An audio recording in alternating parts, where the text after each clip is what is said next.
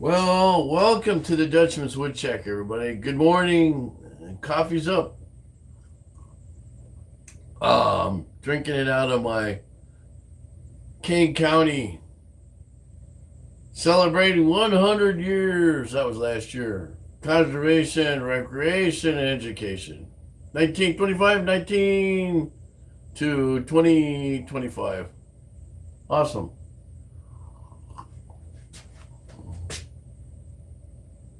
I guess, Huh. Anyway, a couple of things I'm doing today. Wanted to talk about uh, wood. All right. Fire season's coming up. Okay, so here's the thing. I am an ex-fireman. So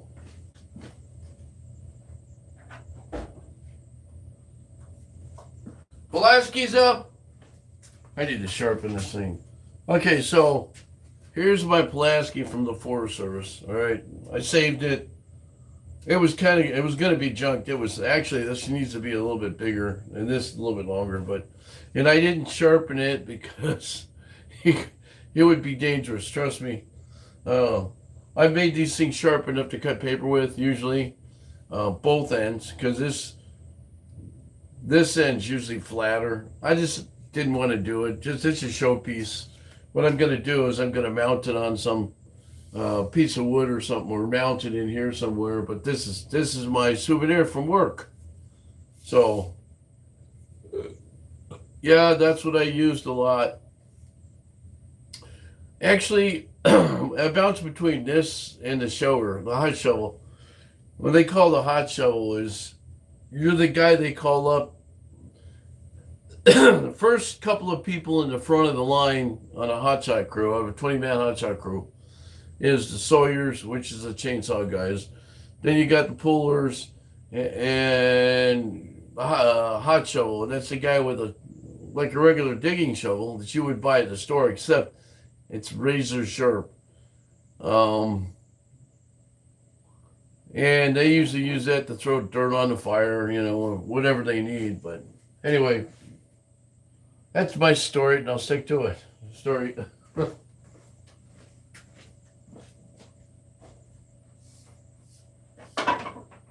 So, what I was going to say is, today I want to finish that off. Now, I did have an issue with, for some reason, my compressor keeps going off. So, a couple of things I did. Okay, so one is a tack cloth. And you all know what a tack cloth is, right? Voila. Now, once you sand it off, I do a couple of things. Okay, so you can see part of it's dirty, right? So this thing is bunched up 3 or 4 times when you fold it up. You can actually cut it, and I usually cut it and have it in 2 pieces. But then you have to work. It's kind of like a regular tablecloth or something where you could do this to it, so you got the clean spot, right? I don't like to use these that much sometimes. They're sticky, by the way. So the idea is when you wipe this like this, it's supposed to pull away a lot of debris, a lot of the fine sand. But guess what? It does not. See, I proved that the other day when I left you a video. When you take a paper towel and you go over it with a paper towel, it has a tendency to pick up more loose dirt. So there's sawdust. So I'm going to come back right now with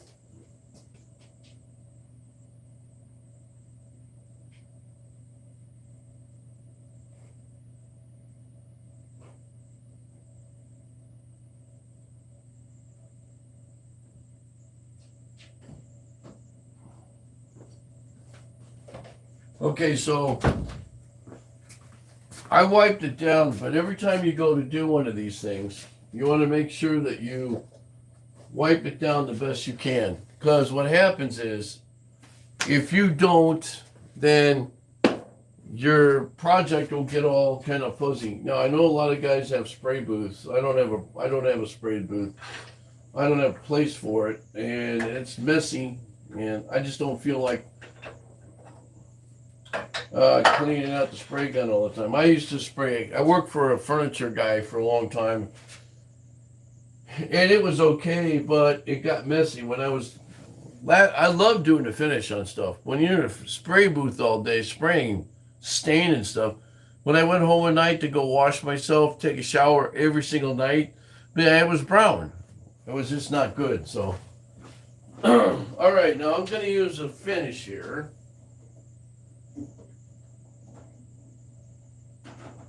So,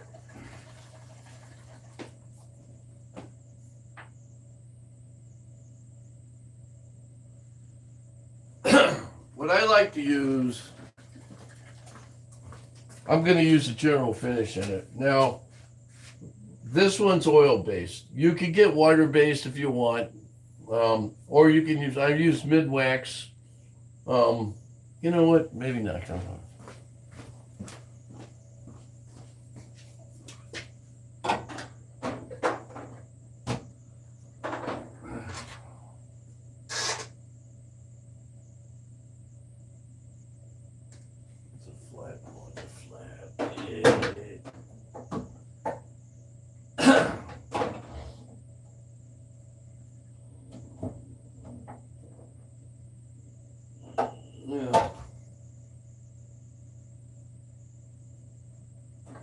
Okay, so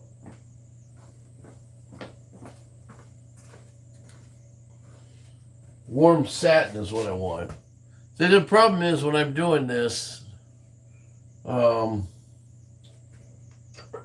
what I want. Okay, another thing is,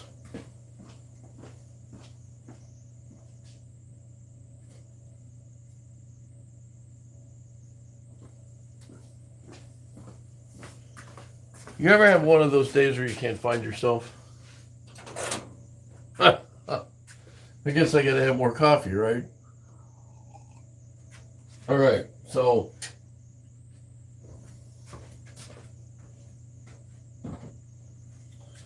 I was in Hawaii for a couple weeks, and it's educational, and I post things. I gotta post more on here. But I have a couple of people I've met over the years who do we have a Turner's Club over there, and so I joined the Turner's Club, and it's fun.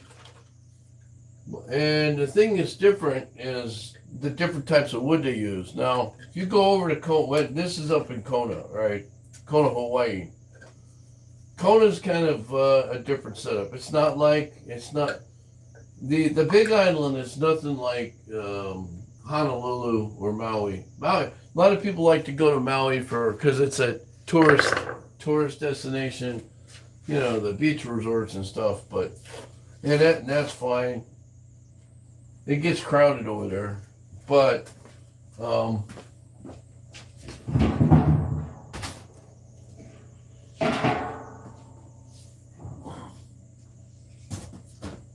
what I like about the Big Island is you can go someplace and get away from all the tourists. Now, nothing's cheap over there. That's the other thing. But if you're into woodworking, there are a lot of different species of woods that you don't have here, which is kind of cool. And I like to go, when I travel, I like to go to different spots. So, and learn about wood. Okay, so now what I'm going to do is I'm going to start doing this. Now I'm just wiping it on. Okay, because this is just a wipe on poly.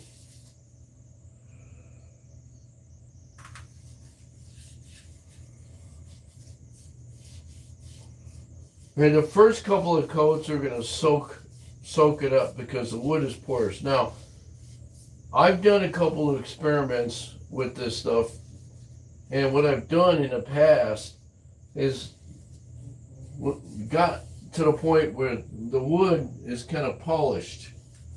You know, you can polish the wood to a point. If you get really high grade sandpaper like 600 or 1,000, you could shine it up. So that's kind of what I'm doing here.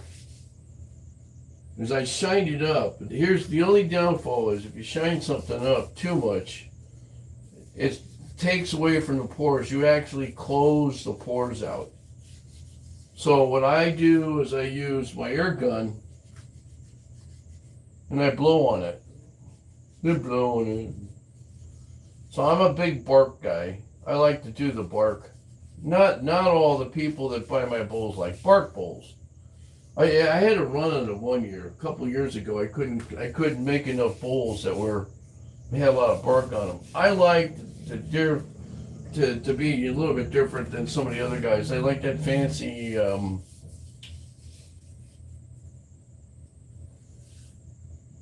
the fancy carving and stuff, and that's nice. But I could never get the money out of it, so I quit doing it. It's like segmenting. I quit doing the segmenting because it takes so long and it costs a lot of money. I mean, I just in labor alone, I think hours and hours worth of time on it. So okay, so hopefully you can see it's starting to dry out real fast. It's very porous. Now this is a red oak, and I know it's kind of hard to see, but my lighting system in here is not exactly the best. I like the way the grain is. So what I'm going to do is I'll show you here. I'm going to put this in my kiln over here.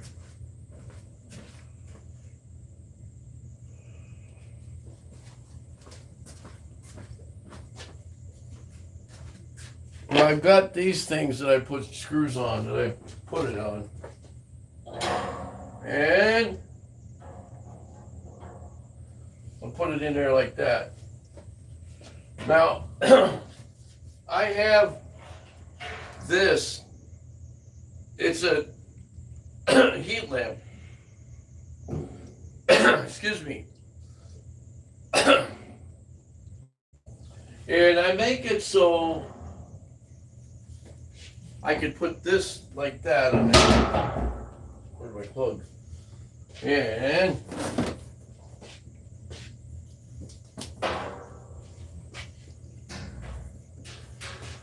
now I have a timer. I gotta find it, but I buried it like that. So that's on. I'll leave it on there for an hour, and then I'll go and turn it off. Okay, so now what do I do? Okay, so now what my next victim is going to be.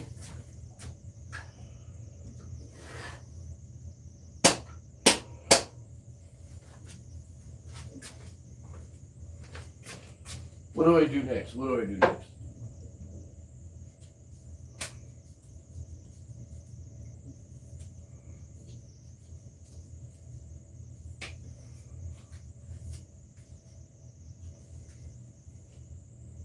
Okay, so now what I want to do is I want to find center of this, center, and turn this. Now this is a piece of red oak, just like what I just did. Then you pick out which side you want. There's a little bit, this is going to be the inside. So splits in there, this will be the inside because there's splits in there. It's not a big deal. This will be the downside. Now, here's the thing. Just like the other one, there's a hole through it. Then I don't mind that because I can fill it up like I did with resin. I can fill it up with sawdust. You could go to the store and get different filaments and put in there, different kinds of filler. You could do resin if you want. The problem with me and resin, it doesn't get along. So most of the time when I'm doing wood like this with a hole in it, I mean, the resin thing that I get, for some reason, the Lumelite does not like this if it turns white.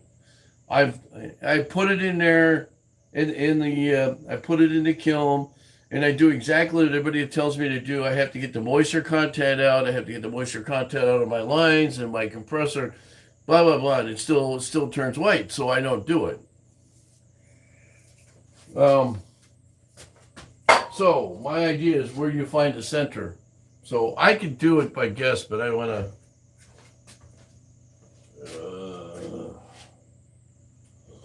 First off, whoop. Coffee break. I'm on union scale. I have to break. Actually, you know what? I'm supposed to be doing an offset. Maybe I'll do this instead. Never mind. Changed my mind. I'm supposed to be doing offset, but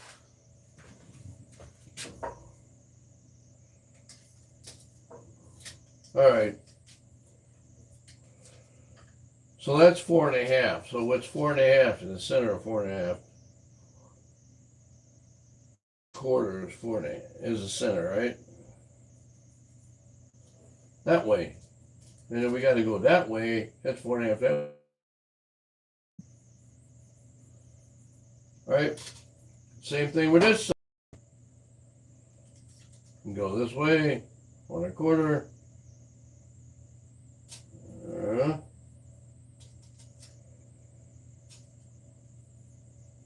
And you go this way.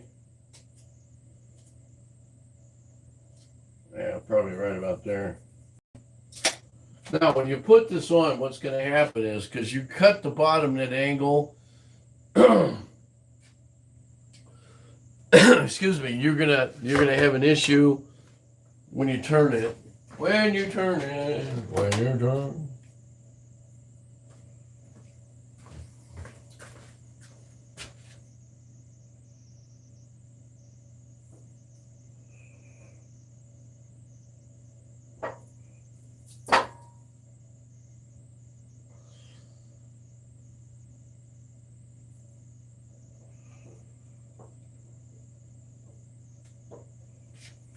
You can come along and straighten it out later too. So.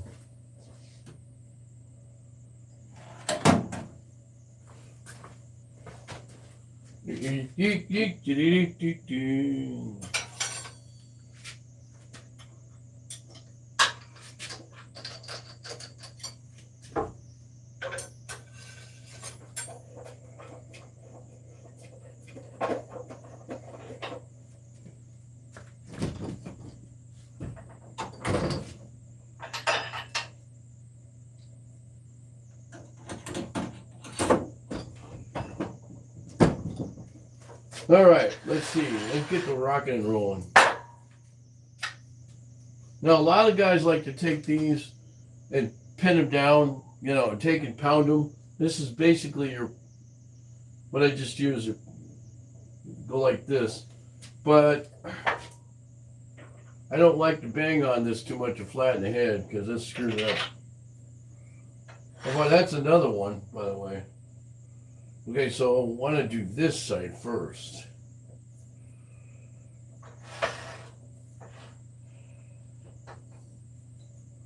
Now you see how offset it is, right?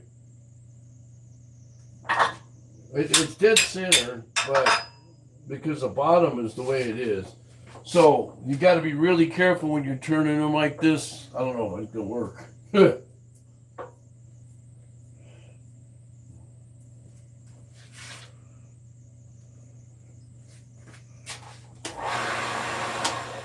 They're stand off to one side.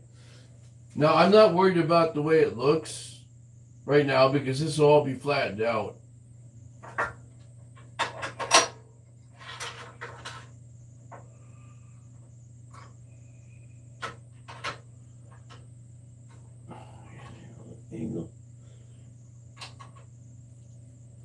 Now, I'll be using a carbide tip on this. And you want to angle it up, so not down. I kind of do it like, you'll see, they got to get something to climb this off with.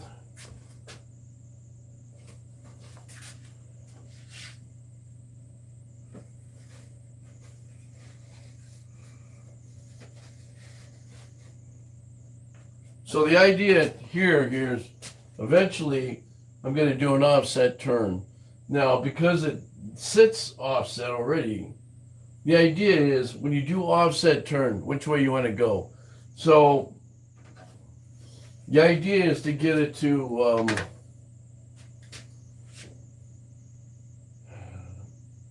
angle it that way. So I can move the top here, whatever part I want, either way, dead center. Usually you only move it like a quarter inch. Now some of the guys that was doing the demo last time took and drilled a hole in here, and they have a device, a special device that you use. That you use for a chuck, and you put it in there, and you could turn it. It's actually kind of a safety thing, which is fine. I could probably put the chuck on this, but because it's offset, I'd have to straighten this out so my teeth grab it. Then I'd have to put a bigger set of teeth on there because this one's a little bit bigger. So when you're doing offset turning, you're going to get an oddball shape. Now I've done a couple of things. When I do my Christmas trees, I do offset turning so that they're arced. All right. What's going to happen with this, I have no clue. I'm experimenting, so we'll see what happens.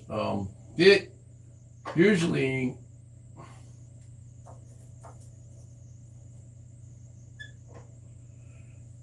in this shop, it's a science lab. All right, so now this is my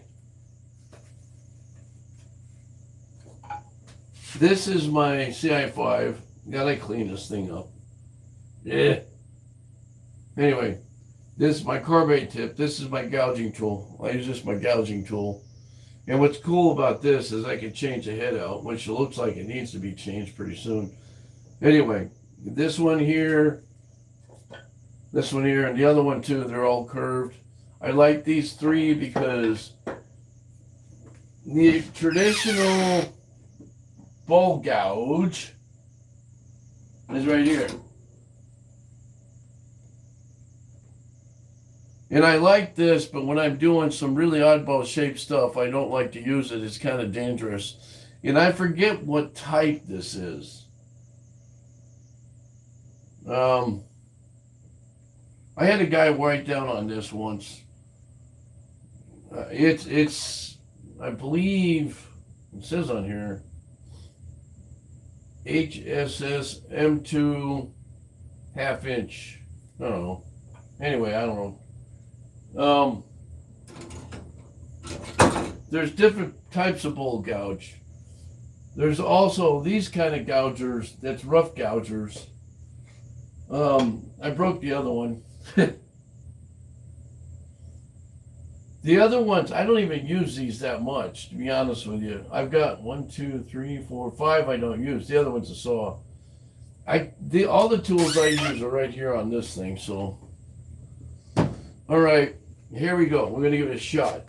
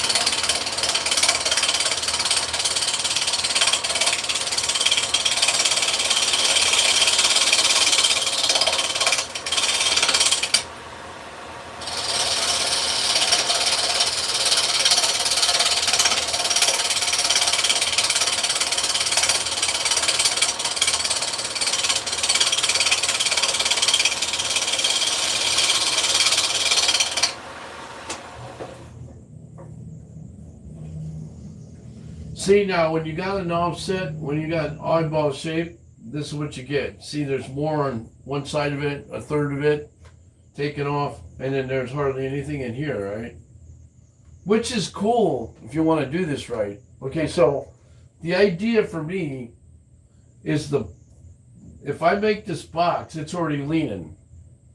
All right, what I want to do is get this shape to a certain point here on the outside, and then I'll take it off and I'll cut it and I'll cut a small piece and make this the lid and make this the bottom. You see what I'm saying? Well, that's the idea. And then I gouge it out. In something like this, I might just take and put it on a drill press, or I have a chuck that I can put in here to drill it that way, but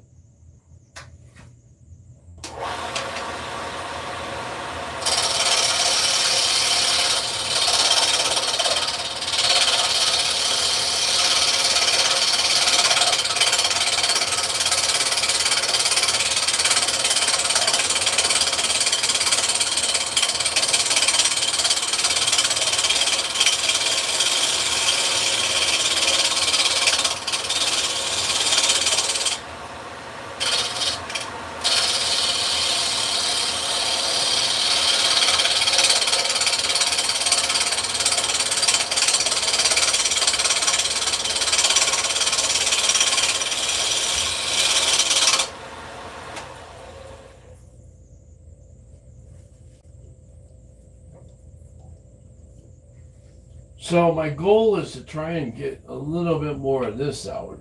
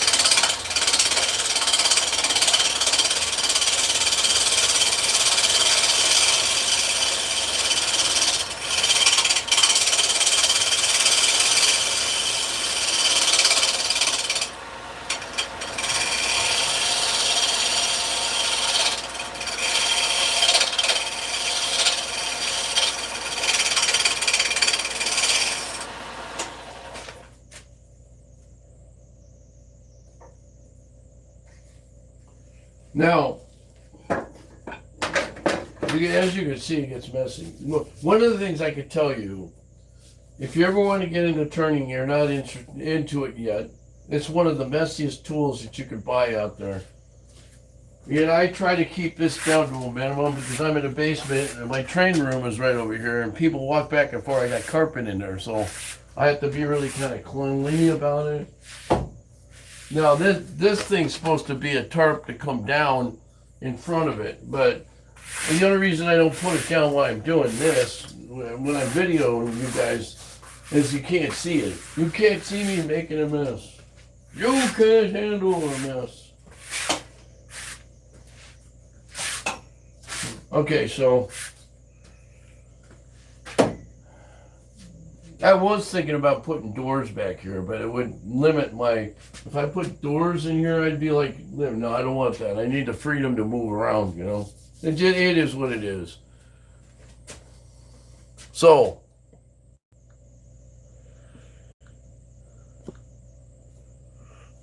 feel free to holler. Now, one side is thicker than the other. I'll say the bottom here is thicker than this. And I can tone it down if I want. But I don't want to do that. My idea is I want to make a box. A box. So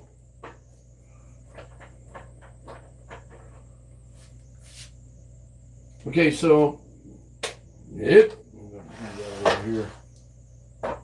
You see how that leans like that, right? You see that? I don't know if you can see it. It's kind of backwards on here. That's what I want though. See, when I pick out wood, I kind of get that I want that arc.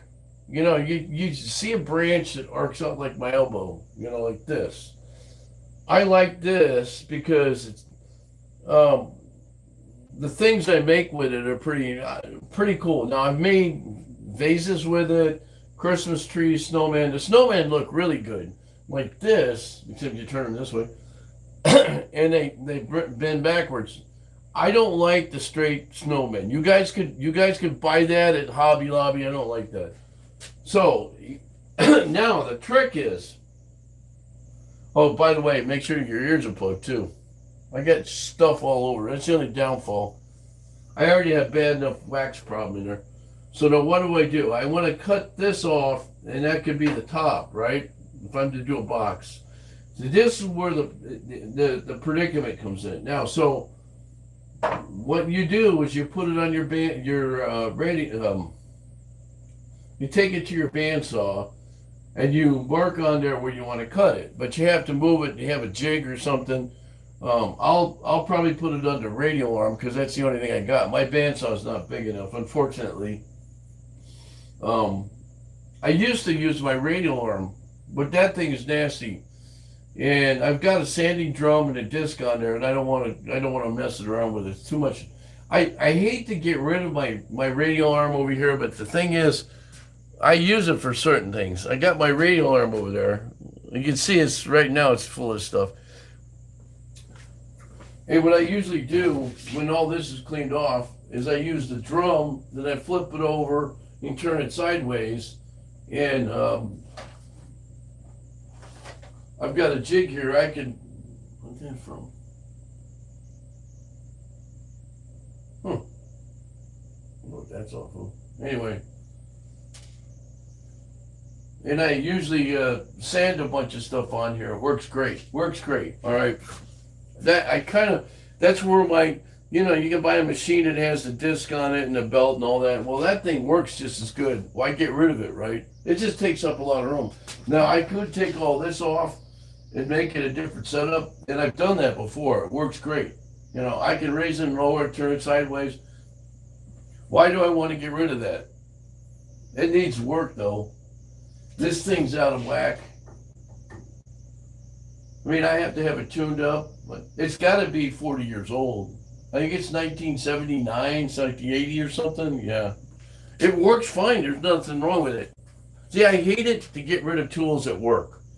If somebody would buy that at a decent price, I'd sell it. But I don't think I could get any money for it, so. Okay, so the object of the game here, and this is what I want. Sorry. Leave me, by the way, anybody watching, I know I had a couple on here. Leave me a message and let me know what you think. I'm not like Cindy Druza, Kelly Dunn, or all those. I like doing things differently. Oh, and birdhouse time is coming upon us. So I will be making birdhouses. I have a bunch of wood saved up, but I don't have enough, really.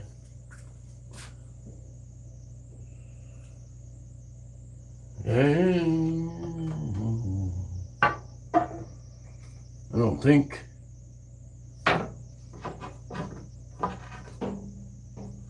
So, some of this stuff, I don't know where I got this from. You can make birdhouses out of. The thing about birdhouses, though, this is kind of big because it's 1x. So sometimes I tend not to use it. Now, unless I run it through the thickness planer, then I can get it down. But this is 3/4 of an inch thick. And usually I like to use something that's 5/8 or 1/2 inch. So.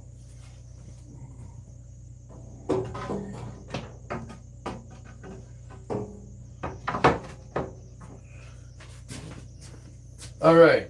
So what we're doing now is I've got to figure out where I want to put my lid. Now, the thing is, do you want to keep it square like this or do you want to round it? So what I'm going to do is I'm probably going to keep it in this form. I might just, do a soft round over on it or something, like a round over argy. And then when I finish it, but this is kind of the way I want it. What's going to happen is, now you have to figure out if your chuck is big enough for this. See, my teeth aren't big enough. That's the thing. So I have teeth in there in this that I can use.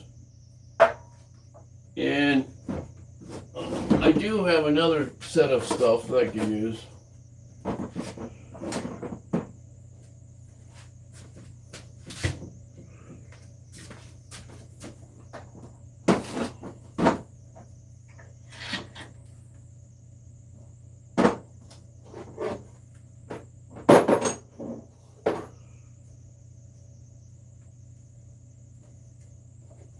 Okay, so these are the other teeth right here.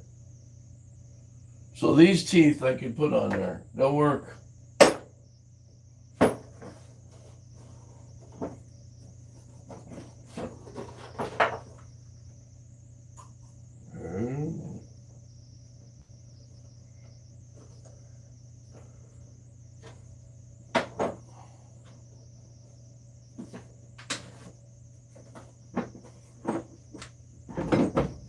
Now,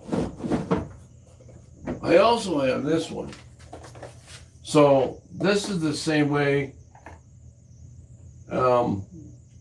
This actually goes on top of that. Instead of these teeth that I showed you, this you replace it with these things here, and you make it bigger, so you can put each one of these little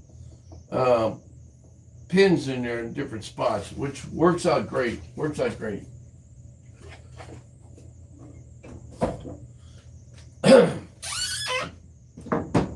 Now, I like that angle.